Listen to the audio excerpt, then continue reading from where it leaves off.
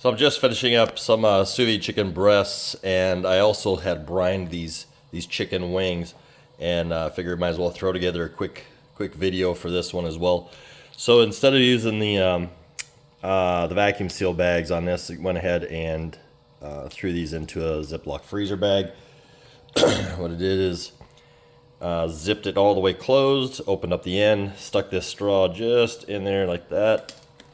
Started lowering the chicken into the water to chase out any remaining air up there, as I was trying to siphon and suck as much air out of there as I can, and just kept dipping until got to the end. And right there I see a little bit of an air pocket yet, even after the straw technique.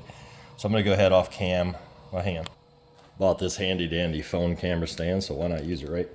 So after I got all basically as much air out of there as I could, zipped it tight, made sure I zipped it a couple times, both directions, make sure you get any kind of air pockets and debris out of that seal before it goes into there. Then there's just this big lump of probably better part of 20 wings in this thing sitting there. So put it down on your counter. These are thawed and brined. So just flatten it out into where they are just one layer, because that's how you want to cook preferably anyway. Then I went to go shove it back, hopefully that was even on camera, shove it back in the water, and I noticed that there's just this little air pocket left. Now this water's already at 145, 146 degrees, so it's a little bit on the warm side to do this, but it'll work. So I'm not going to open this up to let any water in, but I just want to force this air pocket to the very top corner.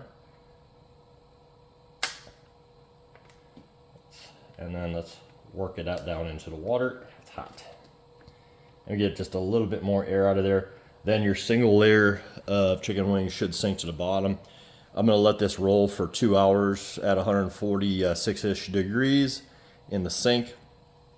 One thing that you can do pretty easily, this isn't gonna save your day or anything like that, but this will prevent just a little bit more heat from escaping. It's really not doing a hell of a lot. You could throw another cutting board across here if you wanted to, really, but this Anova and most of the sous vides that I've dealt with have held temperature pretty dang good in these stainless steel sinks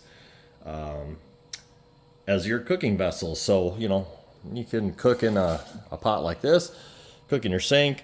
I've used small marine coolers. There's I think it's I can't remember if it's a 20 quart. Anyway, it's the smallest Coleman marine cooler that they sell at Academy.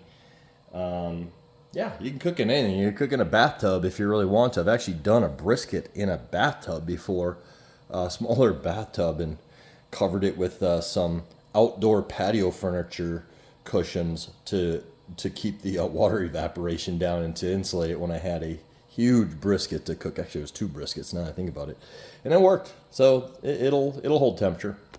Once we're done with these, I'll probably put them out on a drying rack just to air dry for maybe 30 minutes or so to get all that excess moisture off of there, and either throw them on just a really hot propane grill just to get a little bit of a char on the outside, or I may even just take a propane torch to them to kind of sear the outside with a little bit of seasoning on them.